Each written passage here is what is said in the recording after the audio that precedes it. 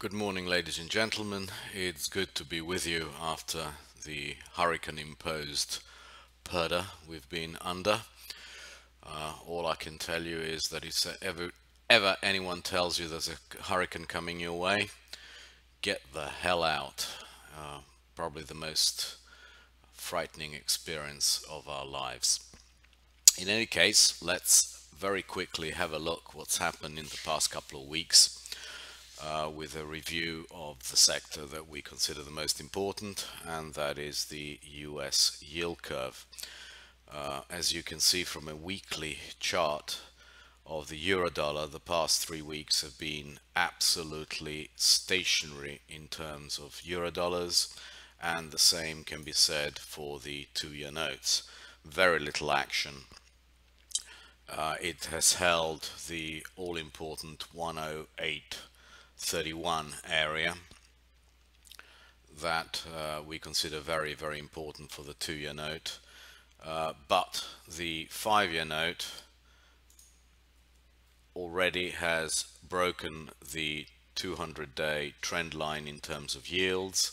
That is around the 1244 area, and the Bollinger Bands are now allowing moves towards the 140 or even 150 area in terms of 5-year notes. The moves have been even more dramatic in terms of 10-year notes, which has broken the all-important area around the 170 area and now can go all the way back up towards and test the 190 area. We would definitely not be surprised by moves to 190 in the 10-year note, and in the 30-year note, in the TLT, we have broken the 200-day moving average, and we are now on our way towards the 127 area, which is going to provide very, very good support. The market is slightly oversold, but not hugely so. These moving averages will continue to point northwards. So after a good test around the 127, 128 area, we would not be surprised by a rally back up to these 132, 133, 134 areas, but that will be a sell. So to basically sum up, the TLT and the yields have, from 5 years out to 30 years, have all broken the 200-day moving average, indicating higher yields in the States, with the 30-year going towards the 275 area, 270, 275, and in the 10-year note going towards the 190 area, which will be the first major test. Certainly we anticipate the market will stay below 2, 190, 195, very, very important areas for the 10-year note. We think in the next few days we definitely test those levels.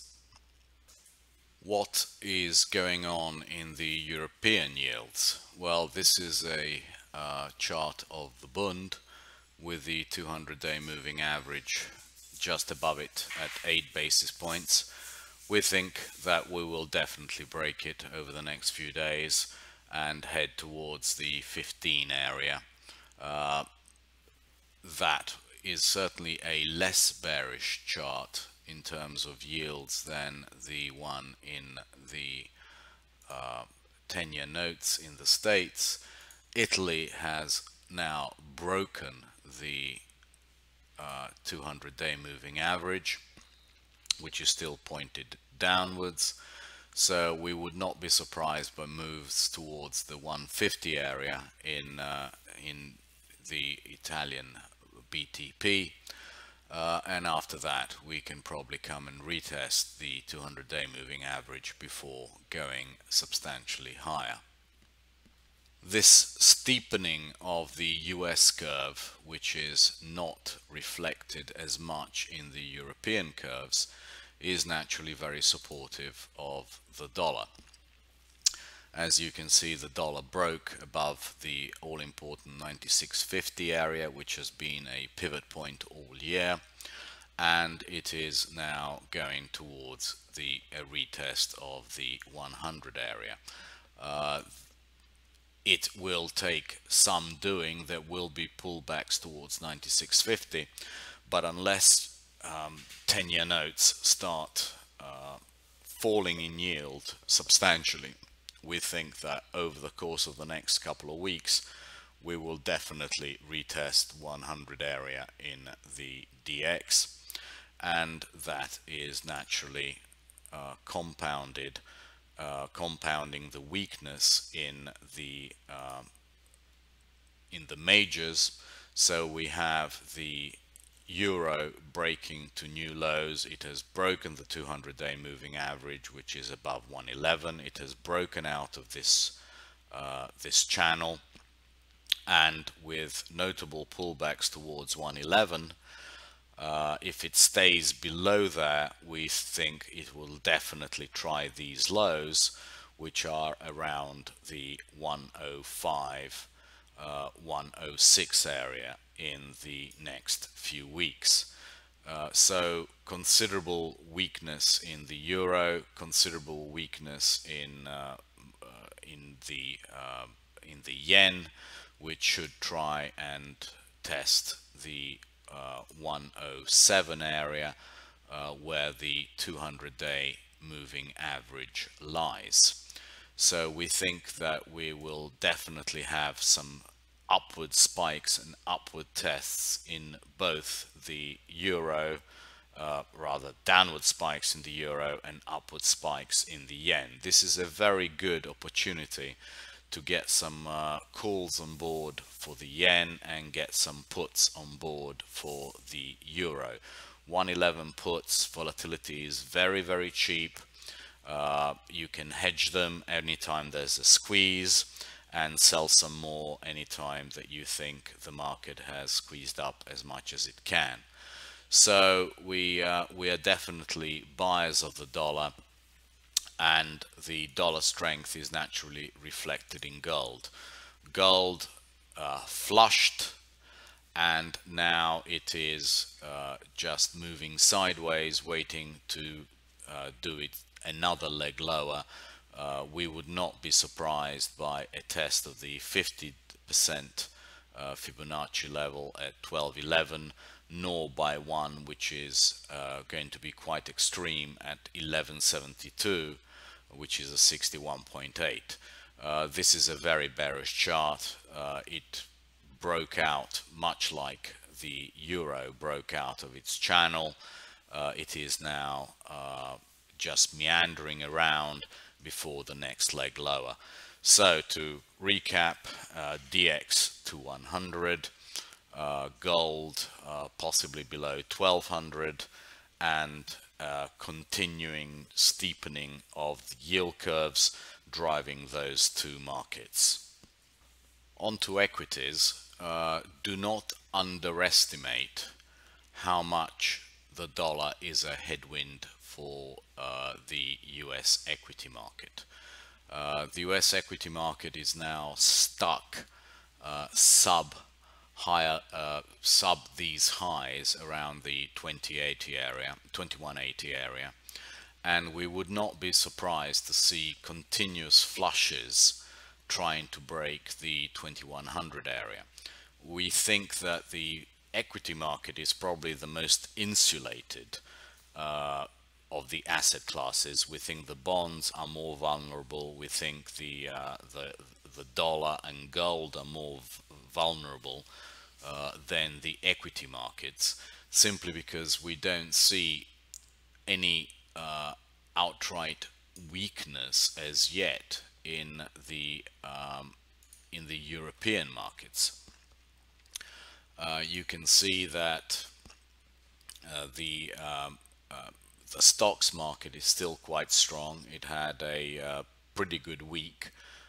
It ended up unchanged to slightly higher compared to the compared to the ES, which was down about 0.5% or slightly more, nearly a percent.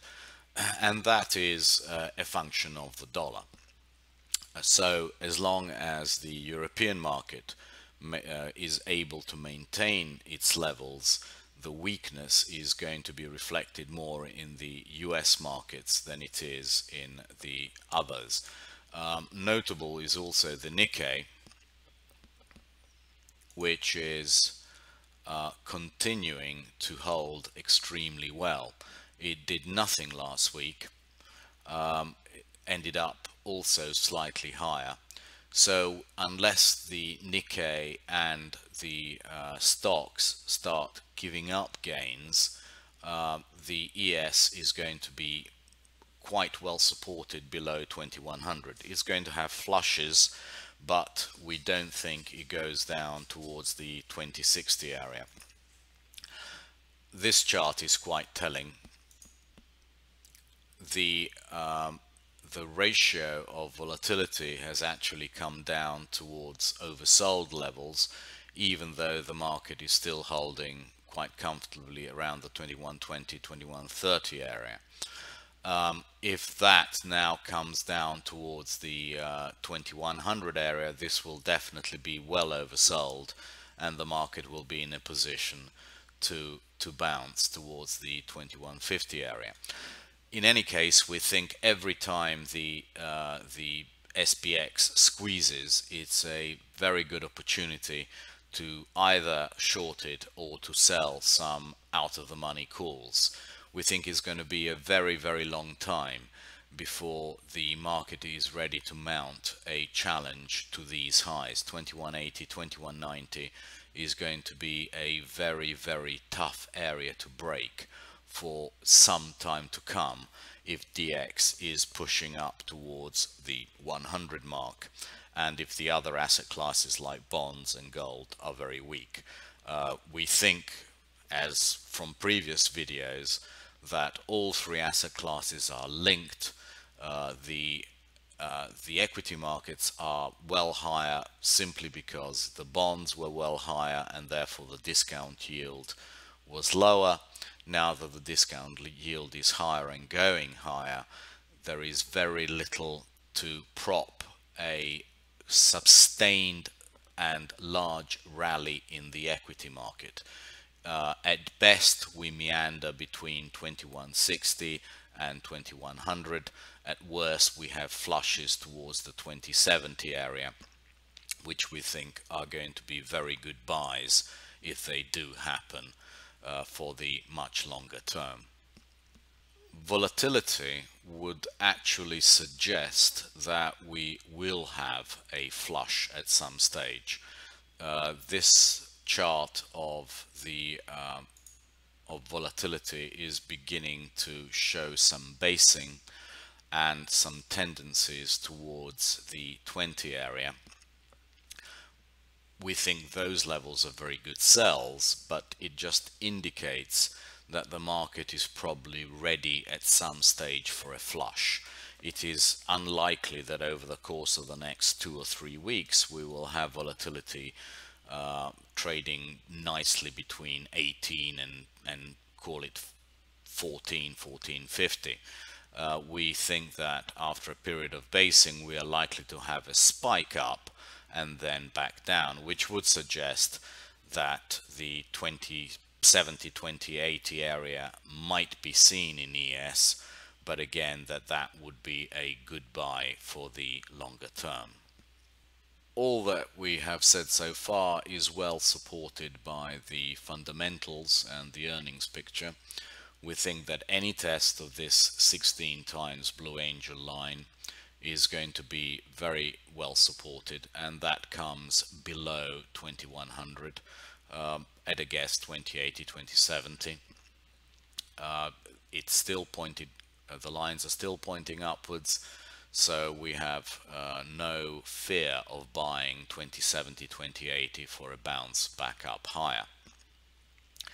As far as the sectors are concerned, there's very little juice in the consumer discretionaries, so we're not afraid of a squeeze there. Consumer staples are also being dragged down by the bond market. They will not go down much more, probably test this area around the 520. The energy sector, you still can't buy it. It's just a complete mess. Leave it well alone. And the one market which could squeeze higher is the financials. XLF is potentially benefiting from the steeper yield curve, and that is the one market that we could see a surprise rally in, which supports the ES overall. Healthcare has broken down and is definitely going to test this times 14. Blue Angel, which held it very well back in 2015, that comes another couple of percent lower from these levels. But that is the sector which is probably the most vulnerable to a Clinton victory. So even that level might not hold it. We will definitely buy it for a squeeze, but we will not hold it for the long term. Industrials to us are the sector which will decide the fate of the indices. We can't see industrials getting back up or over their highs, and you can see how much room there is for the industrials to fall to levels last seen in at the beginning of this year. So this is the sector that we feel most comfortable with probably shorting on any squeeze higher. And technology is the sector that we are least afraid of in terms of falls. Where else are you going to put your money? It is probably the go-to sector for anybody who is afraid of industrials, is afraid of pharmaceuticals and healthcare in general.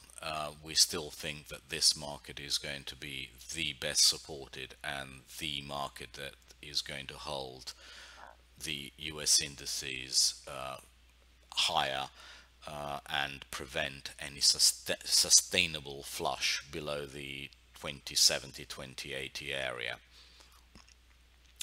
Materials we're not enamored with, but we see very little action up or down in this sector. And finally, telecoms, we think they're probably bottoming.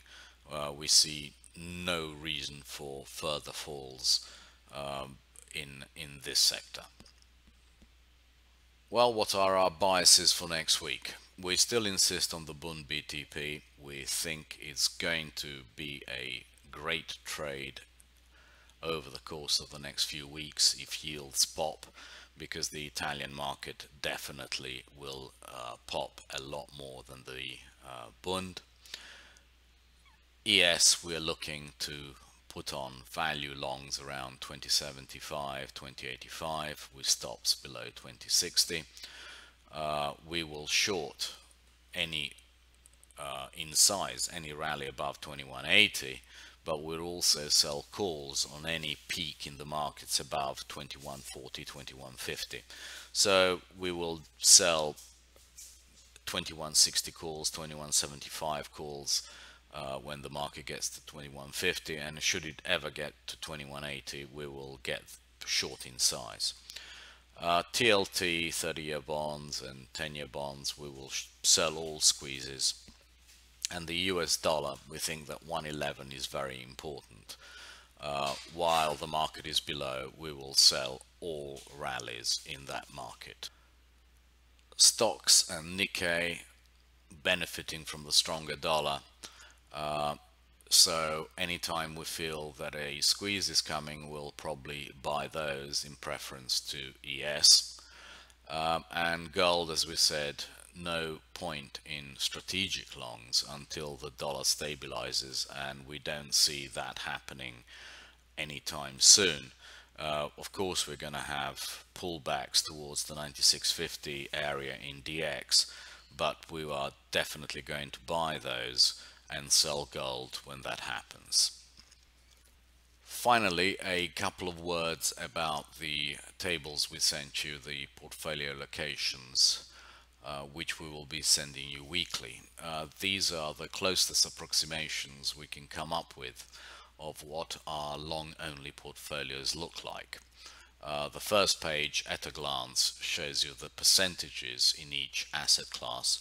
We have a very high cash concentration at the moment, and the holdings show you our holdings in terms of percentages, and we've done it as percentage of a value of $1 million notional fund in terms of different sectors.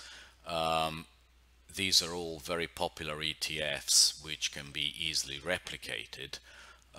We will, as we buy different sectors or sell different sectors, we will naturally tweet all that live, and we will populate this column with extra ETF names. So at the moment we are mostly concentrated still in the US, because we think longer term that is still the best area to invest. We have very small holdings in Europe and very small holdings in the rest of the world. We have nearly double the exposure in the US that we have in the rest of the world, and that is that exposure is mainly made up of high-tech areas like XLK and QQQ, with very small holdings in the other sectors. We're also short some volatility, and we are looking to short some more on any rally in volatility, simply because we think that we will make more money by being short of vol than we will by being long any equity sector. In the fixed income, we have completely eliminated our holdings in TLT and IEF, and we just have holdings in mainly in HYG and in TIPS. Those are the sectors that we like most, and sectors that we will probably be adding to. Normally this asset class has a weight of approximately 35 to 40%, and we have really pared it back over the past few weeks, anticipating these high yields. Gold, this is probably as low as we ever hold gold positions. We were over 12% at stage this year. We're now down to 3%, and oil, we are also very low, below 3%. We had over 7% at a stage this year. Hedges, we don't have any on at the moment, simply because we wanted to start off fresh. So as we sell calls or change something against this portfolio, we will tweet it live and populate it here. Portfolio trades, of course, there are none, but every trade that we do will be putting in here so you can see it. And finally, the last page, portfolio performance, will have the performance of the portfolio as it happens in the future. I hope you enjoy this. This is the stuff that we like doing most, and hopefully something which is going to be useful for you in the future. Thank you very much indeed. Looking forward to Monday. Bye.